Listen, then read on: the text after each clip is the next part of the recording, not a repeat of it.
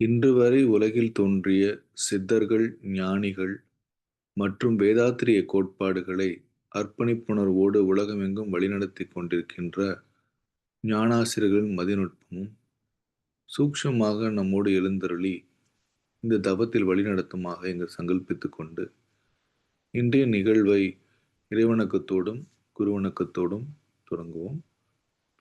இறைவணக்கம் பாடுவதற்காக ஸ்ரீராம் ஜெயபிரகாஷ் ஐயா அவர்களையும், குருவணக்கம் பாடுவதற்காக பிரதீப் துரை ஐயா அவர்களையும் அன்போடு அழைக்கிறோம். வாழ்க வளமுடன். வாழ்க வளமுடன். குருவேத்ரே. இறைவணக்கம். ஆதியனும் பரம்பொருள் மெய் எழுச்சி பெற்று அணுவென்ற உயிராகி அணுக்கள் கூடி மோதி இணைந்து இயங்குகின்ற நிலைமைக்கேற்ப மூலகங்கள் பலவாகி அவை இணைந்து பேதித்த அண்ட கோடிகளாய் மற்றும் பிறப்பிறப்பிடை உணர்தல் இயக்கமாகி நீதி நெறி உணர் மாந்தராகி வாழும் நிலை உணர்ந்து தொண்டாற்றி இன்பம் காண்போம். வாழ்க வளமுடன். வாழ்க வளமுடன். ஒரு வணக்கம். அண்டமதில் உருவெடுத்து அறிவை பெற்று அவ்வறிவு ஒன்று முதல் ஆறதாகி கொண்டமெல்லாம் இவ்வுருவில் குறிப்பில்லாமல் கோடான கோடியினி அனுபவித்து கண்டபலன் என எறிய நினைத்தேன். அப்போ கருத்துணர்த்தி கனல் மூட்டி கருவாஞான குண்டலினி எனும் மெய் உணர்வெழுப்பி குறித்தனை அறிவித்த குருவே அன்பே. வாழ்க வளமுடன். வாழ்க வளமுடன். நாடி சுத்தி.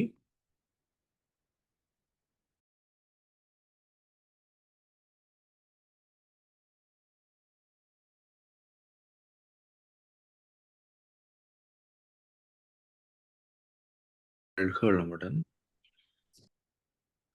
இன்று நமக்காக ஒரு ஆழ்ந்த தவம் நடத்திய சிவசங்கரி அம்மா அவர்களை வாழ்த்துவோம். சிவசங்கரி அம்மா வாழ்க வளமுடன். அவர்கள் ஆன்மீக தொண்டு வாழ்க வளமுடன். அருட்பேராற்றல் கருணையினால் சிவசங்கரி அம்மா மற்றும் அவரது அன்பு குடும்பத்தினர்கள் உடல் நலம், நீளாயுள், நிறை செல்வம், உயர் புகழ், மெய்ஞானம் ஓங்கி வாழ்க. வாழ்க வளமுடன். வாழ்க வளமுடன். வாழ்க வளமுடன். நன்றிங்க அம்மா. வாழ்க வளமுடன். அடுத்ததாக ஞானமும் வாழ்வும் என்ற தொகுப்பிலிருந்து மகரிஷியுடைய கவிக்காக விளக்கம் வழங்குவதற்காக முதுநிலை பேராசிரியர் பழனிசாமி வேலுசாமி ஐயா அவர்களை அன்போடு அழைக்கிறோம். வாழ்க வளமுடன். வாழ்க வளமுடன் ஐயா. வாழ்க வையகம், வாழ்க வையகம், வாழ்க வளமுடன். குரு வாழ்க, குருவே துணை. சான்றோர் பெருமக்களே, ஞானமும் வாழ்வும் கவிதை தொகுப்பின் தொடர் சிந்தனையிலே இன்றைய சிந்தனைக்கான கவியின் தலைப்பு மெய் விளக்கம் பயன். தெய்வ அறிவே திருந்திய அறிவாம், உய்யும் நல்வழி உள்ளுணர் தவமே, செய்யும் வினைகளை சீரமைத்திட ஐயமில்லை அரும் பிறவி தொடர். தெய்வ அறிவே திருந்திய அறிவாம். அறிவுதான் அனைத்தும். அறிவே தெய்வமாக இருப்பதனால், அறிவே ஆற்றலாக எழுச்சி பெற்றதனால், இயங்குகின்ற ஆற்றல் அனைத்திற்குள்ளும் அறிவே இயக்க ஒழுங்காக அமைந்து பேட்டர்ன் ப்ரிசிஷன் ரெகுலாரிட்டி என்ற வகையிலே இந்த பிரபஞ்சத்தை ஒரு சீர் ஒழுக்கத்தோடு நடத்தி கொண்டிருக்கிறது. அதே அறிவு ஜீவன்களாக பரிணமித்த பிறகு அந்தந்த ஜீவன்களின் தேவைகள் செயல்பாடுகள் ஒட்டிய விளைவை தருகிறது. இந்த உயிரின வரலாற்றிலே நுண் உயிரில் தொடங்கிய பரிணாமம் அறிவின் எழுச்சியால் பெற்ற மாற்றங்கள் தான் மனிதனாக வந்த முழுமை.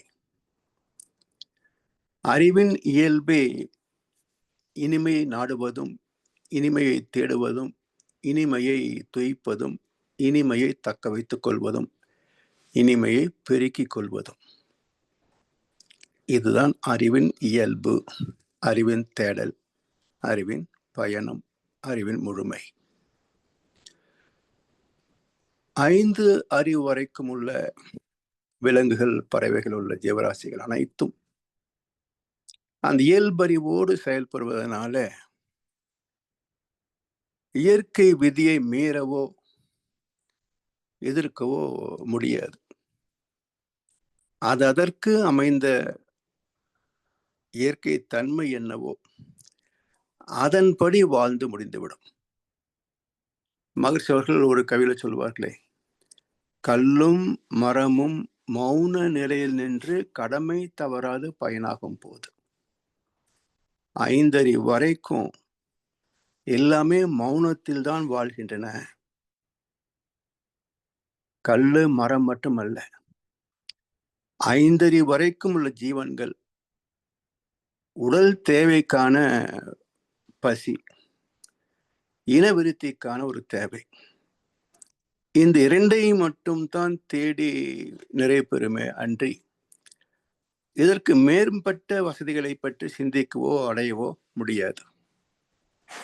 அதனால் அந்த இயல்பறிவில இயற்கை விதி அமைந்திருப்பதனால் இந்த 2 காரியங்களை தவிர மற்ற நேரங்களிலே அது அமைதியாக படுத்து கிடக்கும். அதுவும் ஒரு தவ நிலைதான்.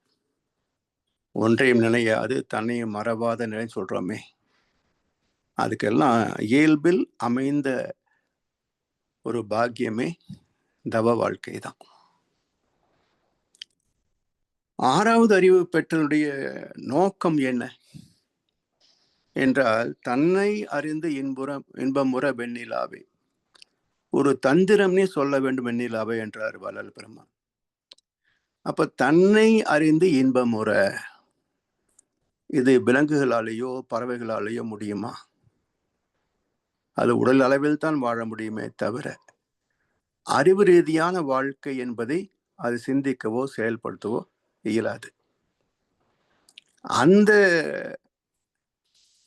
பேற்றை அடைவதற்காகத்தான் இறைநிலை எழுச்சி பெற்று மனிதனாக நிறைவு பெற்றிருக்கிறது. அதாவது பேரறிவு சுத்தவேலி எழுச்சி பெற்று பஞ்சபூதங்களாச்சு. இந்த பஞ்சபூதங்களில் ஏற்பட்ட ஒரு தர மாற்றம் ஜீவாந்தமாகி ஜீவன்களாச்சு. அப்போ பஞ்சபூதங்கள் காந்தத்தின் பஞ்ச தன்மாத்திரைகள், அதே பஞ்சபூதங்களுக்கான உடல் அமைப்பு, அதே பஞ்ச தன்மாத்திரைகளுக்கான பஞ்ச புலன்கள், இதெல்லாம் சரியா போச்சு. ஆனா மூலமாகிய பேரறிவுக்கு எங்கே பரிணாமம், எங்கே முழுமை? பேரறிவிலிருந்து எழுச்சி பெற்ற பஞ்சபூதங்கள், பஞ்ச அறிவுடைய ஜீவராசிகள், அங்க பஞ்ச தன்மாத்திரைகள், இங்க பஞ்ச தன்மாத்திரைகள் ஒழிஞ்சு போச்சு. அறிவுக்கு எங்கே? அந்த பேரறிவின் எழுச்சி நிலையில இதெல்லாம் கடந்து தன்னை அறியக்கூடிய சிறப்பாக வந்ததுதான் மெய் அறிவு, 6ஆம் அறிவு. அப்போ இந்த 6ஆம் அறிவை தேரா அறிவாய் அவனே வெளியில் விட்டு விட்டான். ஏனோ மனிதன் பிறந்து விட்டான், அவன் ஏனோ மரம் போல் வளர்ந்து விட்டான். அப்ப இந்த 6ஆம் அறிவே தேரா அறிவாக, அது தேர்ச்சி பெற்ற அறிவாக இல்லை, தோற்று போன அறிவாக, லட்சக்கணக்கான ஆண்டுகளை கடந்தும் ஆயிரக்கணக்கான பிறவிகளை கடந்தும் பல ஆண்டுகள் வாழ்ந்தும் இன்றைக்கு இருக்கின்ற மக்களின் வாழ்க்கை நிலை என்ன, அறிவு நிலை என்ன சிந்தித்து பாருங்க. அப்போ தெய்வ அறிவே திருந்திய அறிவாம். இது திருந்தாத அறிவு, திருந்த விரும்பாத அறிவு. அதாவது 3 இதிகாசங்கள், ஏற்கனவே நான் சொன்ன கருத்து தான். ராமாயணம், மகாபாரதம், கந்த புராணம். 3லே 3 வில்லன்கள், ராவணன், துரியோதனன்.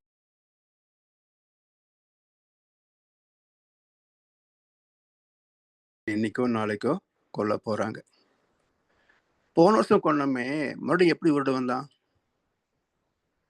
போன சஷ்டிக்கும் கொன்னுட்டோம், மறுபடியும் இன்னைக்கு கொல்ல போறோம்னு சொன்னா அவன் எங்கே பிறந்தான், எங்கே வளர்ந்தான்? அப்ப போன வருஷம் கொல்லலையா? அப்போ இந்த சூரபத்மன் வதம் என்பது என்ன? சரி, இந்த 3 வில்லனுடைய இயல்பை பாருங்க. சீதையை கவர்ந்து வந்து தவறு என்று எல்லோருமே சொன்னாங்க, துவக்கத்திலிருந்து கடைசி வரைக்கும். கடைசியாக சொன்னவன் அவருடைய மகன் இந்திரஜித். வந்தவன் மனிதன் அல்ல, நாம் வணங்குகின்ற பரம்பொருளே மனிதனாக வந்திருக்கிறது. லக்ஷ்மி தேவி சீதையை தகுந்த மரியாதையோடு திருப்பி செலுத்துவது நமக்கு பெருமைக்குரியதுன்னு, பாதுகாப்பானதுன்னு சொல்லலை, பெருமைக்குரியதுன்னு. கேட்கலையே. அப்ப தன்னை திருத்தி கொள்ள விரும்பாத அடமண்ட் ஈகோ இன்றைக்கு இருக்கின்ற 820லே 99.9% மக்கள். அடமண்ட் ஈகோ, திருந்த விரும்பாத ஜென்மங்கள். திருந்த விரும்பி தோற்று போன நாம எல்லாம் தெரியும். திருந்தணும் ஆசையும் இருக்குது, திருந்திட்டுமா? முயற்சி பண்ணிக்கிட்டு இருக்கேங்க, இன்னும் ஜெயிக்கல. துரியோதனன்கள், நம்ம எல்லோருமே துரியோதனன்கள், விரும்பியும் வெற்றி பெறாதவர்கள். வெற்றி பெற்றவன் சூரபத்மன். அதனால் சேவர் கொடியாகவும் மயில்வாகவும் மாறி முருகனுடைய உடைமைகளான. அப்ப முருகனை வணங்குகின்ற பக்தர்கள் எல்லோரும் சூரபத்மனை சேர்த்தே வணங்குகிறார்கள், என்றைக்கு கொல்லப் போகிறார்கள்.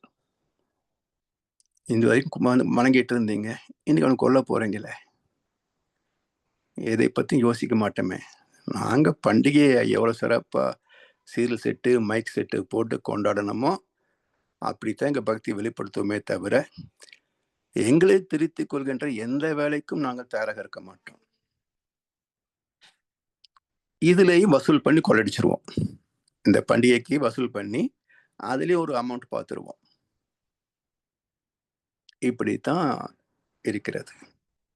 அப்ப இதெல்லாம் எப்படி தெய்வ அறிவாக, திருந்திய அறிவாக சொல்ல முடியும்? திருந்தாத உள்ளங்கள் இருந்தன லாபம், வருந்தாத உருவங்கள் பிறந்தன லாபம். இருந்தாலும் மறைந்தாலும் பேர் சொல்ல வேண்டும், இவன் போல யார் என்று ஊர் சொல்ல வேண்டும். எனக்கு நானே சொல்லி தெரியக்கூடாது, ஊர் தான் சொல்லணும் உத்தமன் என்று. அப்படி தெய்வ அறிவே திருந்திய அறிவாம். இவன் திருந்து விட்டால் இவனை தெய்வமாக மாறுகிறான். இந்த பகுத்தறிவு தன்னில் பதிந்த 3 அழுக்குகள், ஆணவம், கண்மம், மாயை. இந்த 3 அழுக்குகளை நீக்கிவிட்டால் இந்த பகுத்தறிவு பேரறிவாக தரம் மாற்றம் பெற்றுவிடும். அந்த பேரறிவே தெய்வ அறிவு, திருந்திய அறிவு. எனவே தெய்வ அறிவே திருந்திய அறிவாம். அப்போ ஐயப்படாது அகத்தது உணர்வானை தெய்வத்தோடு ஒப்புக்கொள்ளல், சந்தேகத்திற்கு இடமின்றி தெளிவாக அனுபவபூர்வமாக தன்னிலே தன் மூலத்தை கண்டவர். தெய்வத்தை தேகத்திற்குள்ளாக கண்டவர்கள். அவர் தெய்வத்துக்கு நிகராக நடமாடும் தெய்வமாகவே மதிக்கப்பட வேண்டும் என்று தீர்ப்பளித்து விட்டார் வள்ளுவப்பெருந்தகை. அகத்து அது உணர்வானை தெய்வத்தோடு ஒப்புக்கொள்ளல். இவர் வேறு தெய்வம் வேறு அல்ல. அது உருவம் கடந்த தெய்வம். இது மனிதனாக வாழ்கின்ற தெய்வம். எனவே தெய்வ அறிவே திருந்திய அறிவாம். ஒய்யும் நல்வழி உள்ளுணர் தவமே. இதை அறிந்து வாழ்ந்தோம் என்று ஒரு அர்த்தத்திற்கு ஒரு பொருள் உள்ளதாக இருக்க வேண்டும் என்று சொன்னார். வாழ்ந்ததற்கு பொருள் இருக்க வேண்டும் என்றால் உள்ளுணர் தவம். உய்யும் வழி என்னன்னு தேடணும். அந்த வழியிலே பயணத்தை தொடரணும். அப்படி உய்யும் நல்வழி உள்ளுணர் தவமே. மனிதனாக வாழ்வது 2 வகை. உடல் அளவிலே வாழ்கிறார்கள் எல்லோருமே, தவிர்க்க முடியாத வாழ்க்கை. மனதளவிலே ஒரு வாழ்க்கை உண்டு, அறிவளவிலே ஒரு வாழ்க்கை உண்டு. இந்த பகுத்தறிவு பேரறிவாக மாற வேண்டாமா? மனம் தன்னை தன் மூலத்தோடு லயமாக வேண்டாமா? அதற்கு வழி நல்வழி. இன்னொரு வழி இருக்கு, பக்தி. அது ஒரு சாக்கடை, அதிலிருந்து வெளியே வரவே வராது. நல்வழி என்பது என்ன? தாமரை மலர் சாக்கடையில் பூத்தாலும் சாக்கடையின் சாயல் அணுவளவும் தாமரையிலே கிடையாது. அது போல இந்த பக்தியிலே துவங்கி அதிலேயே அமிழ்ந்து போகாமல் சிந்தனை திறத்தோடு அறிவு மார்க்கத்தில் பயணம் செய்து முக்தியை அடைந்து மோட்சத்தை பெற வேண்டும். அதுதான் அறிவின் பயணம். அதுதான் வாழ்க்கையின் முழுமை. அதுதான் நல்வழி பயணம். எனவே உய்யும் நல்வழி உள் உணர் தவமே.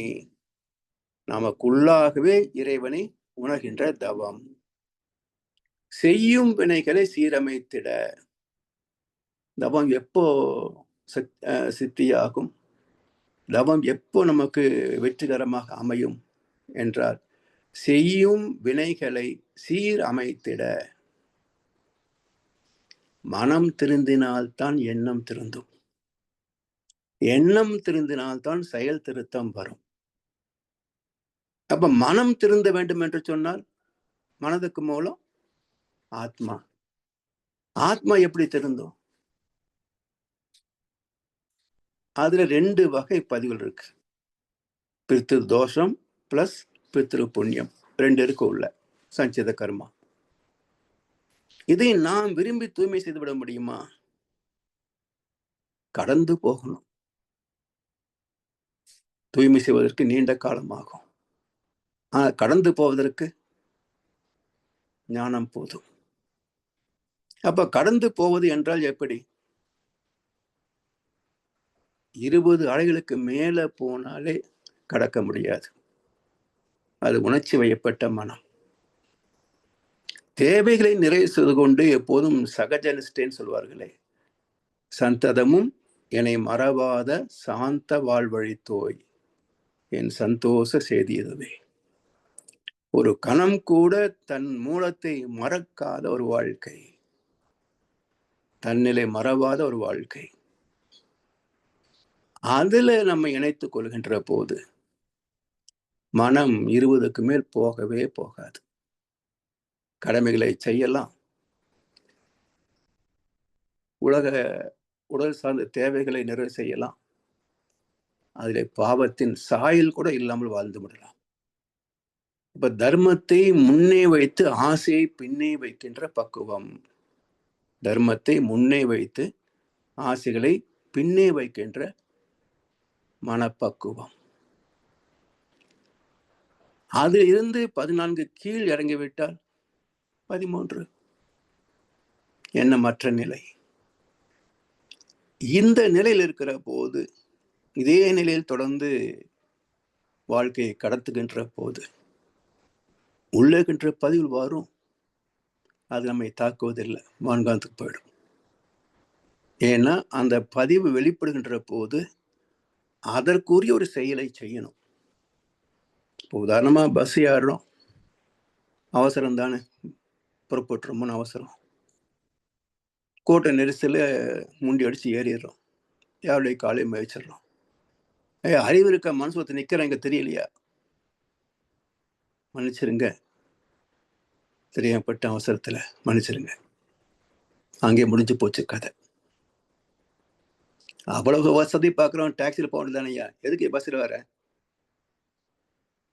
எதிர்வாதம், பிறகு கை கலப்பு, அப்புறம் போலீஸ் ஸ்டேஷனு, அப்புறம் நீதிமன்றம். இப்போ ஒரே வினையின் வெளிப்பாடு தான், ஒரே வினையின் வெளிப்பாடு. இப்போ ஒன்றிலே அந்த வெளிப்பாடு சாந்தமா போயிடுச்சு, இன்னொன்றிலே அந்த வெளிப்பாடு விபரீதமா போயிடுச்சு. காரணம் உணர்ச்சி வயப்பட்ட நிலை. ஆத்திரம் கண்ணை மறைத்திடும் போது அறிவுக்கு வேலை கொடு. உன்னை அழித்திட வந்த பகைவன் என்றாலும் அன்புக்கு பாதை விடு. அது எப்படி சாத்தியமாகும்? 13 அலைச்சூழலிலே தான் சாத்தியமாகும். 25 சாத்தியமாகுமா? 40 சாத்தியமாகுமா? எனவே பதிவுகளிலிருந்து தப்புவது என்று சொன்னால் 13க்குள்ளாக வாழ்ந்து முடிவதுதான்.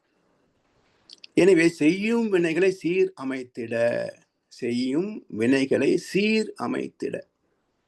சீர் அமைத்திட சொன்னால் சிறப்பாக செய்வதுன்னு அர்த்தம் இல்லை, அது மேலோட்டமான அர்த்தம். செய்யும் வினைகளை சீர் அமைத்திட, சீர் என்றால் தெய்வ நீதின்னு அர்த்தம், இயற்கை சட்டம் அர்த்தம், தி லா ஆஃப் நேச்சர். அப்போ சீர் என்றால் அந்த தெய்வ நீதிக்கு இணைந்த வகையிலே செயல்களை செய்வது. அப்ப என்னாகும்? சீர் விளைவாய் காந்த வழி திகழும் அருளாற்றலே. தெய்வத்தின் விளைவாக, நாம் செய்த செயலுக்கு விளைவாக இறைவனே அதற்குரிய விளைவை தருவான். காந்த வழி திகழும் அருளாற்றலே. எனவே செய்யும் வினைகளை சீர் அமைத்திட ஐயமில்லை அரும் பிறவே தொடர். அப்ப எண்ணத்தையும் தூய்மைப்படுத்தியாச்சு, மனதையும் தூய்மை செய்தாச்சு, வினைகளையும் கடந்து மனமற்ற நிலைக்கு வாழ பழகியாச்சு. அப்போ என்ன பாக்கியத்தை நாம் பெறப்போகிறோம், என்ன நிறைவை நாம் பெறப்போகிறோம் என்றால் ஐயமில்லை, சந்தேகமே கிடையாது, அரும் பிறவி தொடர். மீண்டும் ஓர் உடல் எடுக்க மாட்டோம், மீண்டும் ஒரு சந்ததி நமக்கு கிடையாது. ஏன் சந்ததி தேவையில்லை? இந்த வாழ்க்கையில என்ன இருக்கு யோசிச்சு பாருங்க. அப்படியே வெளி உலகத்தை பார்த்தா ஒரு பக்கம் ஆதங்கம் கோபம் இருந்தாலும் கூட மறுபக்கம் பரிதாபம் தான் வெளிவருது. பாவம், பெத்து போட்டு போயிட்டா 2 முட்டா பசங்க. தந்தை தவறு செய்தார், தாயும் இடம் கொடுத்தால் வந்து பிறந்து விட்டோம், ஆனால் வாழ தெரியவில்லை. எத்தனை கோடி பேர் அந்த வயிற்று பாட்டுக்கு அவங்க படுற பாடு பார்த்தா, அந்த சனியனுக்கு இதை பெத்துக்காம விட்டு இருந்தா இவனுக்கு இந்த அவசியம் இல்லை அல்லவா? ராமாயணத்துல என்ன இலக்கணம் சொல்லி கொடுத்தாங்க? ஆண் பொண்ணு சேர்ந்தா குழந்தை பெத்து தள்ளுன்னு சொல்லி கொடுத்தாங்களா? ஆணவத்தை வென்ற பிறகு அடுத்த சந்ததி. இலக்கணம் அதுதான். தன்னுள் இருக்கின்ற ஆணவத்தை வென்று ஜீவாத்மாவை மீட்டெடுத்து பிறகு இல்லறம் கண்டு பிறகு சந்ததி உருவாக்கணும். இந்த ராமாயணம் தந்த மானுட தர்மம். அது யார் நமக்கு சொல்லி கொடுத்தாங்க? எல்லாம் வாதவாதம் பெத்து போட்டு 820 கோடியா? இந்த பூமி தாங்குமா இத்தனை ஜனத்தொகைய? அதாவது 2010 முதல் முறையாக நான் அமெரிக்கா போயிருந்த போது அங்கே கவர்மெண்ட் சேனல் டிவியில் why do you want to have a baby ஒரு கேள்வி. ஒன்றும் மியூசிக் இல்லை, டைலாக் இல்லை, ஜஸ்ட் ஸ்டில் மட்டும் மாறுது. ஃபர்ஸ்ட் இந்த question why do you want to have a baby, அடுத்து ஸ்டில் மாறுது, குழந்தைய பெற்றுக்கிறதோ சந்தோஷம், வளர்க்க சந்தோஷம், அது மழலை பேச்சு பேசுறது, ஸ்கூலுக்கு போகிறது, படிக்கிறது, பட்டம் பெறுவது, சாதனை செய்வது, திருமணம் செய்வது, அதுக்கு குழந்தை பெறுவது, எல்லாமே மகிழ்ச்சி தான். கடைசியில் ஒரு ஸ்டில் போட்டேன், please think what will be the earth after 100 years. அவ்வளோதான். Please think what will be the earth after 100 years. அப்போ இதே வேகத்தில் போனால் இந்த 820 கோடி இன்னொரு நூற்றாண்டு என்ன ஆகுன்னு நினைக்கிறீங்க? மனிதனை கொண்டு சாப்பிட்ருவோம், அந்த எல்லைக்கு போயிடும். அப்போ அது வராமல் காக்க வேண்டும் என்று சொன்னால் அறிவுள்ள சந்ததி பெறணும். அறிவுள்ள சந்ததி யாருக்கு வரும்? அறிவுள்ள கணவன் மனைவிக்கு தான் வரும். அறிவு எப்படி வரும்? தவம் செய்யணும், அறத்தின் வழியை வாழணும். அப்போ நல்ல சந்ததிகள் இருப்பார்கள், நல்ல தம்பதிகள் இருப்பார்கள்.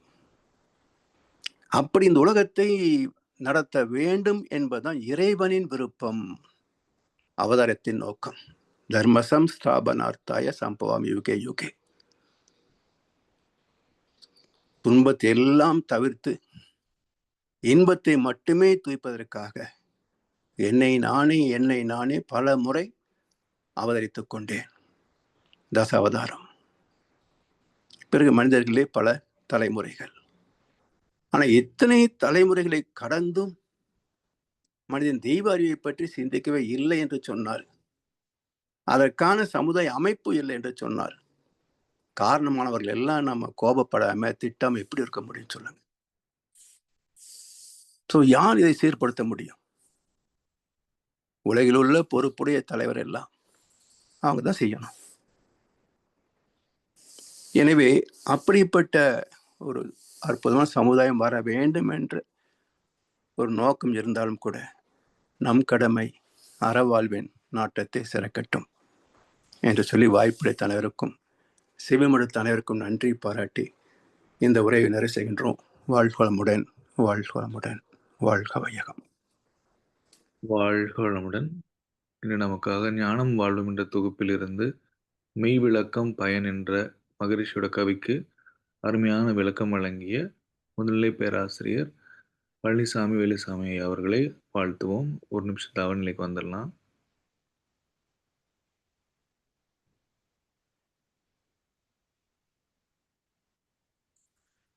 முதுநிலை பேராசிரியர் பழனிசாமி வேலுசாமி ஐயா அவர்கள் வாழ்க வளமுடன். அவர்கள் ஆன்மீக தொண்டு வாழ்க வளமுடன். அருட்பேராற்றல் கருணையினால் முதுநிலை பேராசிரியர் பழனிசாமி வேலுசாமி ஐயா அவர்கள் மற்றும் அவரது அன்பு குடும்பத்தினர்கள் உடல் நலம், நீள் ஆயுள், நிறை செல்வம், உயர் புகழ், மெய்ஞானம் ஓங்கி வாழ்க. வாழ்க வளமுடன், வாழ்க வளமுடன், வாழ்க வளமுடன். நன்றிங்க ஐயா. வாழ்க. நன்றிங்க ஐயா. வாழ்க வளமுடன் ஐயா. அடுத்து பாடல்கள் பாடி நிறைவு செய்யும் தருணம்.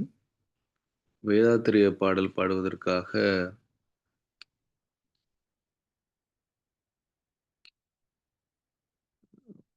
ஸ்ரீராம் ஜெயபிரகாஷ் ஐயா அவர்களையும், பிரம்மஞான பாடல் பாடுவதற்காக சூர்யா ஜெயமணி அம்மா அவர்களையும், உலக நல வாழ்த்து பாடுவதற்காக மைதிலி தீனதயாளன் அம்மா அவர்களையும் அன்போடு அழைக்கிறோம்.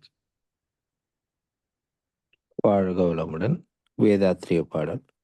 போரில்லா நல்லுலகம், பொருள் துறையில் சமநீதி, நேர்மையான நீதிமுறை, நில உலகிற்கோராட்சி, சீர் செய்த பண்பாடு, சிந்தனையோர் வழிவாழ்வு, சிறப்புணர்ந்த பெண் மதிப்பு, தெய்வ நீதி வழிவாழ்தல், தேர் திருவிழா தவிர்த்தல், சிறுவர்க்கே விளையாட்டு, செயல் விளைவு உணர்கல்வி, சீர்காண்ட நிலை விளக்கம், பார் முழுதும் உணவு நீர் பொதுவாக்கல், பல மதங்கள் பல கடவுள் பழக்கம் ஒழித்து, உண்மை ஒன்றை தேர்ந்தெடுதல். வாழ்க வளமுடன். வாழ்க வளமுடன். இறைநிலையே தன்னிருக்க சூழ்ந்தழுத்தும் ஆற்றல், இதன் திணிவு மடிப்பு விழ சுழலும் நுண் விண்ணாம், இதன் திணிவு மடிப்பு விழ சுழலும் நுண் விண்ணாம், நிறைவெளியில் விண் சுழல நெருக்குகின்ற உரசல் நிலைவெளியில் எழுப்புகின்ற நேரலைகள் காந்தமாம்.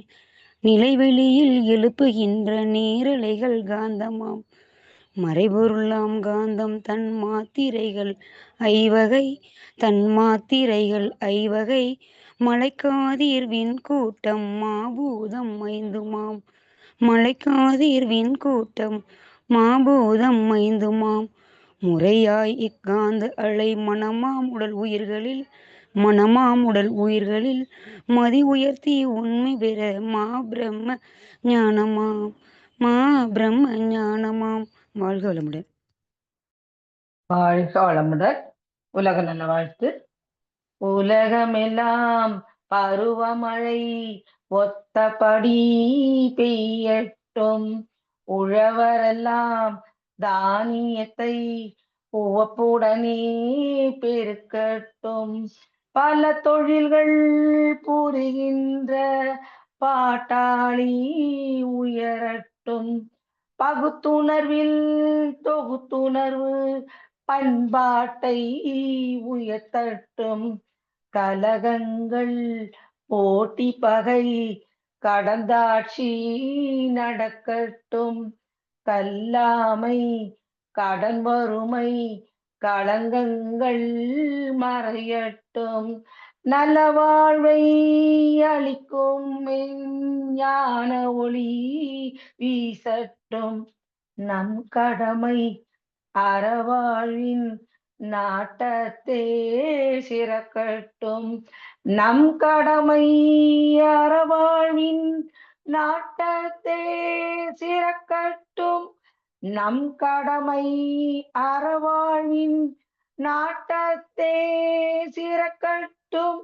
வாழ்க வையகம் வாழ்க வையகம் வாழ்க வளமுடன். அமைதி அமைதி அமைதி. நன்றிங்கய்யா. வாழ்க வளமுடன். நன்றிங்கய்யா. வாழ்க வளமுடன். வாழ்க வாழ்க வளமுடன். வாழ்க. நன்றி அனைவருக்கும் நன்றி. வாழ்க வாழ்க வளமுடன். வாழ்க ஐயா.